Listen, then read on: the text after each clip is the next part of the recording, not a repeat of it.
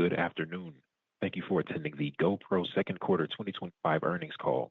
My name is Cameron, and I'll be your moderator for today.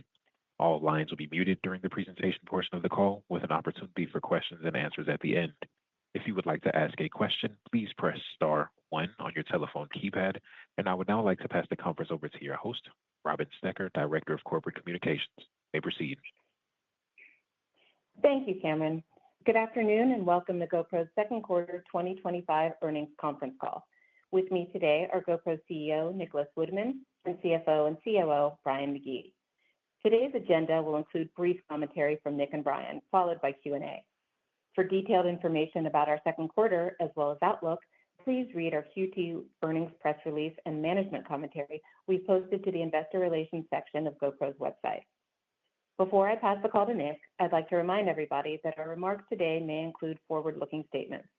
Forward-looking statements and all other statements that are not historical facts are not guarantees of future performance and are subject to a number of risks and uncertainties which may cause actual results to differ materially. Additionally, any forward-looking statements made today are based on assumptions as of today. This means that results could change at any time, and we do not undertake any obligation to update these statements as a result of new information or future events.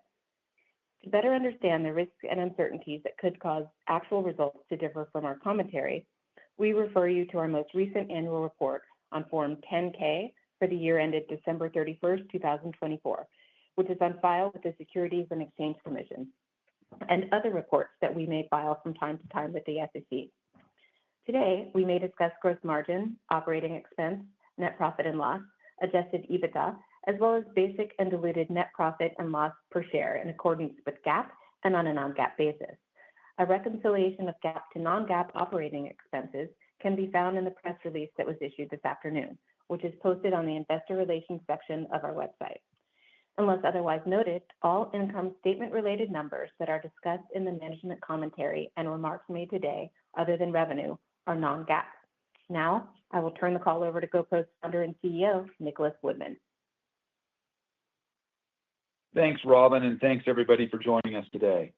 As Robin mentioned, Brian and I will share brief remarks before going into Q&A, and I want to encourage all on the call to read the detailed management commentary we posted on our Investor Relations website. In Q2, we reached the high end of our revenue guidance, delivered compelling new hardware and software products, and are on track to launch exciting new products in the second half of the year. Our ongoing focus on efficiency drove operating expenses down 32% year over year, achieving our highest gross margin since Q3 2022. In addition, we refreshed our board of directors and executed a capital raise. In short, GoPro continues to hit its marks. Last week, we announced that GoPro raised $50 million in debt financing to bolster our balance sheet as we prepare to repay approximately $94 million in convertible debt due this November. Our priorities for the balance of 2025 and into 2026 continue to be managing operating expenses, protecting our IP, and launching new products, which we believe will return GoPro to both unit and revenue growth and improve profitability starting in the fourth quarter of this year. Turning to product highlights, during the second quarter, we launched Hero 13 Black Ultra Wide Edition, a special edition of our flagship Hero 13 Black camera, bundled in box with our ultra wide lens mod pre-installed on the camera, making it simple to capture low distortion, incredibly wide-angle 177-degree perspectives that make you feel like you're fully immersed in the moment. We also introduced a limited edition forest green colorway of Hero 13 Black, offering a bold, nature-inspired aesthetic designed to appeal to outdoor enthusiasts. On the software front, we added new, easy, and powerful 360-degree editing tools to the GoPro app, including Motion Frame and POV. Motion Frame makes it simple to reframe your 360 content into easy-to-share clips by using your phone to look around and reframe what part of your 360 video or photo you want to share. and POV is a fast and simple way to create immersive "see what I saw" POV videos from your 360 content. These new tools add to the growing 360 editing experience in the GoPro app and lay the groundwork for the upcoming launch of our Max 2 360 camera. Our software ecosystem continues to create value for our users, particularly for our subscribers. Our subscription attach rate from cameras sold across all channels was 56%, compared to 45% in Q2 2024, a 24% improvement. Aggregate retention has been above 67% for the past 7 quarters. We believe ongoing software enhancements, coupled with increased camera sales from the launch of new products later this year and in 2026, will resume subscriber growth in 2026. And on July 30th, 2025, we announced a new opt-in program that enables U.S. subscribers to monetize their GoPro cloud-based video content by making it available to help train AI models. GoPro subscribers can opt in to make their user-generated content available for GoPro to license to leading technology companies seeking diverse, real-world footage to enhance the performance and accuracy of their AI models. GoPro subscribers will earn 50% of the license revenue that GoPro expects to generate on their behalf. The GoPro subscriber community's vast data lake contains more than 450 petabytes of cloud-based, high-quality video content, which translates into more than 13 million hours of video. This vast trove of video content represents a valuable opportunity for AI developers to train their models with a rich and varied data set across a wide range of experiences and environments. We are excited to participate in the demand for authentic, real-world video to train AI models while growing a new, diversified revenue stream for GoPro. Industry analysts expect the AI data licensing market for photo and video content to reach $1.3 billion in 2025, with a projected 20% CAGR. And now, an update on our IP projection efforts. On July 10th, 2025, the United States Administrative Law Judge, ALJ, with the International Trade Commission, or ITC, issued an initial determination that one of our China-based competitors, Insta360, violated federal law by importing and selling products that infringe a patent covering GoPro's iconic Hero camera design in the United States. We are pleased with the ALJ's recommendation that the Commission issue both a cease and desist order against further infringing acts and an inclusion order barring further importation of Insta360's infringing products. We are also pleased with the initial determination's validation of multiple patent claims covering GoPro's industry-leading hyper-smooth video stabilization. The case is ongoing, and the next phase is a review by the Commission, where we believe we have the opportunity to gain further rulings in GoPro's favor. The Commission is expected to issue its final determination on all of GoPro's infringement claims on or before November 10th, 2025, and any resulting exclusion orders would go into effect in January 2026, subject to presidential review. And in Q2, we refreshed our board of directors with the addition of 3 seasoned executives.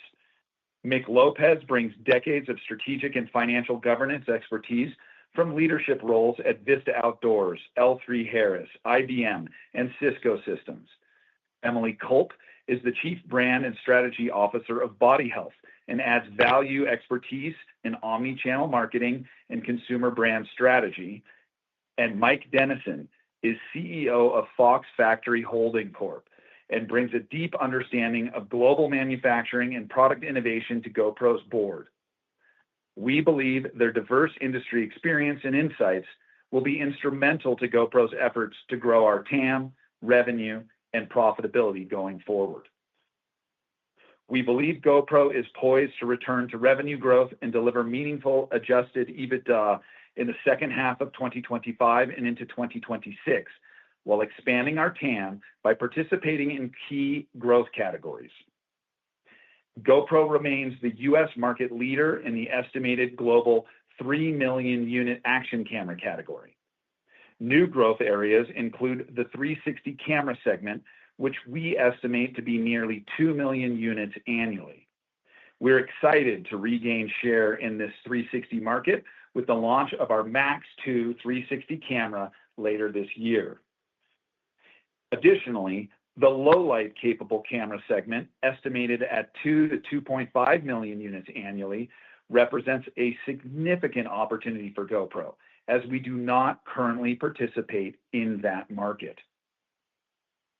And GoPro's tech-enabled motorcycle helmet development in partnership with AGV remains on track. We expect to bring meaningful innovation, improved safety, and performance to the world of motorcycling, which we believe represents a meaningful business opportunity for GoPro with a SAM of approximately $3 billion. To summarize, we're excited to launch an expanded, diversified suite of hardware and software products in the second half of 2025 and throughout 2026, which we believe will enable GoPro to grow into markets that we're not participating in today. We expect to resume revenue growth in the fourth quarter and expect second half adjusted EBITDA to be approximately $20 million compared to a prior year period loss of $9 million, a nearly $30 million improvement. GoPro's teams are focused and highly motivated to realize the exciting opportunities that lie ahead. Now, I'll turn the call over to Brian McGee. Thanks, Nick. In the second quarter, revenue was $153 million, or 6% higher than the midpoint of our guidance of $145 million. Gross margin improved to 36% compared to 30.7% in Q2 2024. Non-GAAP operating expenses were $63 million, a 32% reduction year over year. Adjusted EBITDA improved 83%, or $28 million year over year, to negative $6 million in Q2 2025, and non-GAAP EPS net loss per share improved from negative 24 cents in Q2 2024 to negative 8 cents in Q2 2025. We continue to have a strong focus on operating expense controls while retaining investments in our product roadmap. Notable second quarter performance highlights: revenue from our retail channel was $111 million, or 73% of Q2 2025 revenue, compared to 74% in the second quarter of 2024. Revenue from our GoPro.com channel, which includes subscription and service revenue, was $41 million, or 27% of Q2 2025 revenue, compared to 26% of the second quarter of 2024. Subscription and service revenue was flat year over year at $26 million. Subscription attach rate from cameras sold across all channels was 56% compared to 45% in Q2 2024, a 24% improvement. Q2 2025 ASP was $374, a 16% improvement year over year. Gross margin was 36% compared to 30.7% in the prior year quarter. The margin improvement of over 500 basis points was primarily due to less price discounting activity and an increase in subscription and service revenue as a percentage of total revenue, partially offset by tariff costs. Non-GAAP operating expenses were $63 million compared to $93 million in the prior year period, a 32% decrease year over year. The year-over-year decrease was primarily driven by a decrease in advertising and marketing-related activities, restructuring actions resulting in reduced employee-related costs, and the completion of our newest system-on-chip GP3. GAAP and non-GAAP loss per share was 10 cents and 8 cents, respectively. Adjusted EBITDA was negative $6 million, compared to a negative $33 million in the prior year period. Cash flow from operations was $9 million, an improvement of $8 million year over year compared to cash provided by operations of $1 million in the second quarter of 2024. We ended the quarter with inventory of $84 million, a 12% decrease sequentially, and a 30% decrease since Q4 2024. Sell-through was approximately 500,000 units compared to 600,000 units in the prior year period. Channel inventory decreased sequentially by approximately 60,000 units, in line with guidance. Our outlook is prefaced by highlighting uncertainty that exists due to volatility in tariff rates, consumer confidence, competition, and global economic uncertainty. For the second half, we expect revenue of approximately $390 million, plus or minus $20 million, non-GAAP net income per share of $0.04 positive, plus or minus $0.04, and adjusted EBITDA positive $20 million compared to a prior year loss of $9 million, a nearly $30 million improvement. We anticipate adjusted EBITDA in Q3 to be break-even. In addition, we expect to resume revenue growth in the fourth quarter of 2025. All of these expected improvements are due to the actions we took in 2024 to launch new products in the second half of 2025, reduce operating expenses, diversify our supply chain, and drive product cost reductions, which are partially offset by higher tariffs. Additionally, we are focused on further operational efficiencies to drive down costs and expand our supply chain outside of China. We expect the impact on tariffs on our cameras and accessories in 2025 to be approximately $18 million, up from $8 million in tariff rates due to the increase from 10% to 20%. We expect to offset approximately 50% of the full tariff impact by modest product price moves we have already made of less than 5% globally. We continue to actively manage the balance sheet and expect to further reduce inventory sequentially in Q3 2025 by $10 million to approximately $75 million. For the third quarter of 2025, we expect to deliver revenue of $160 million, plus or minus $10 million, down 38% year over year. We estimate street ASP in the third quarter to be approximately $370, up nearly 26% year over year. We expect unit sell-through to be down 25% year over year to approximately 500,000 units, and channel inventory to be flat sequentially. We expect gross margin in the third quarter to be 35.5% at the midpoint of guidance, flat versus the prior year quarter. We expect third quarter 2025 operating expenses to be $60 million, plus or minus $1 million, a 34% reduction from the prior year quarter due to lower spending on wages from lower headcount, reduced marketing, and lower non-recurring engineering expenses related to the completion of GP3. Non-GAAP tax expense by quarter in 2025 is expected to be $1.5 million in the third quarter and a credit of $1.2 million in the fourth quarter. Non-GAAP tax expense is expected to be $2.9 million for 2025. Cash tax is expected to be between $500,000 and $1 million in 2025. We expect non-GAAP loss per share for the third quarter of $0.04 at the midpoint of guidance and expect shares outstanding to be approximately 159 million in Q3 and 171 million in Q4. To provide additional color on our expectations for the priorities of the balance of 2025, we expect to introduce 2 new cameras, including our Max 2 360 camera. We expect full year 2025 operating expenses to remain in the range of $240 million to $250 million, down more than $100 million or 30% year over year.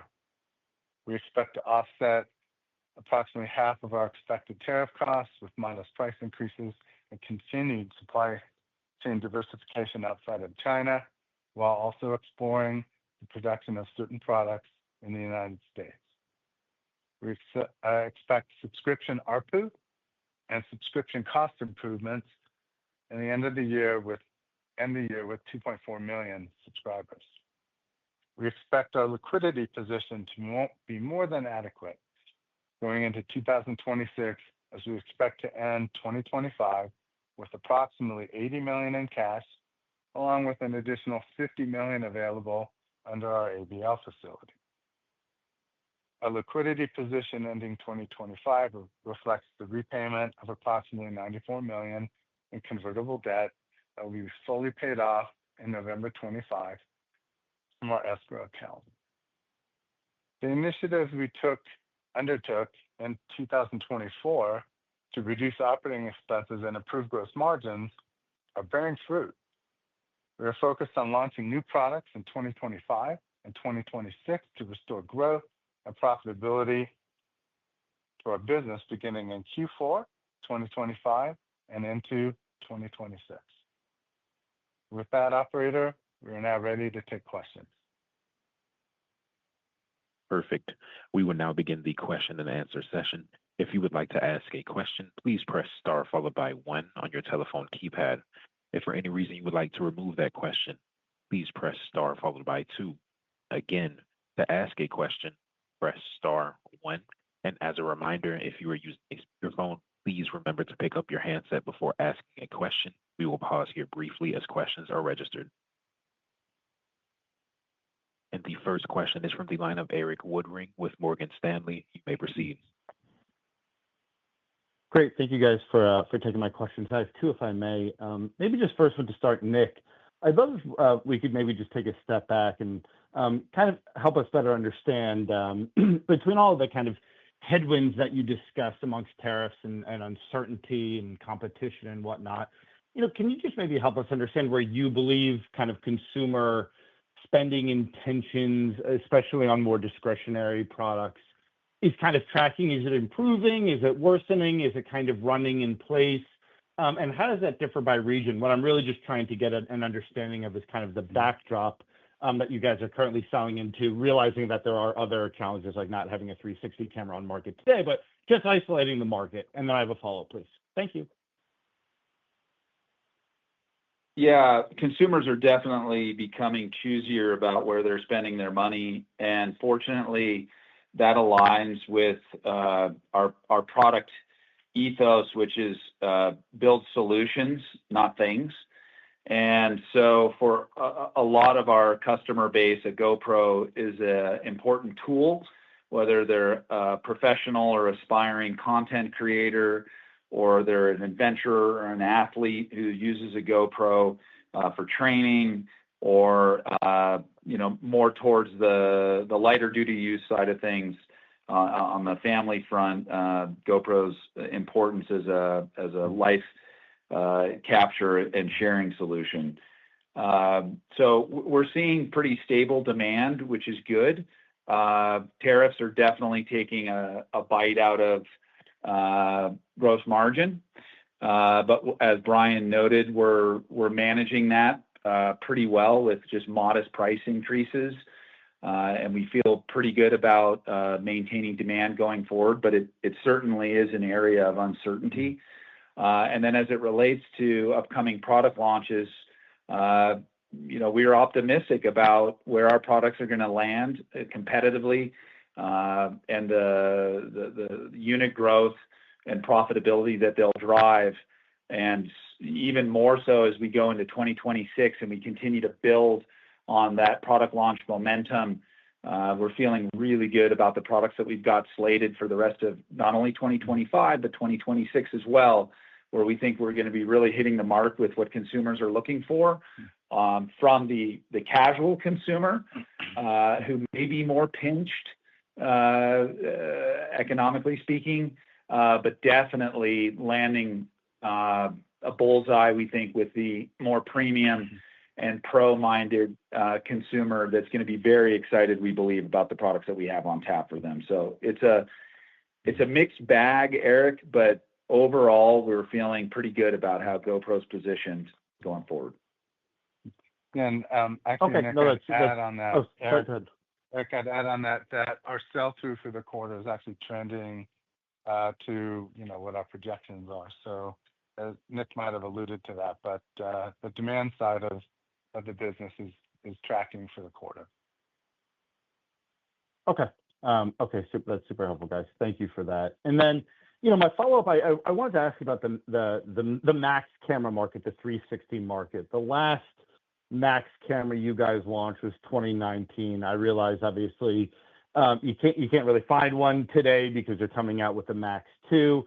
If we look back over whatever, call it the last 5 years, what was GoPro's share in that 360 market, and how has this market changed in the last few years, whether that's technology or price points or more competition or less competition? I'd just love to know each of those. Thanks so much, guys.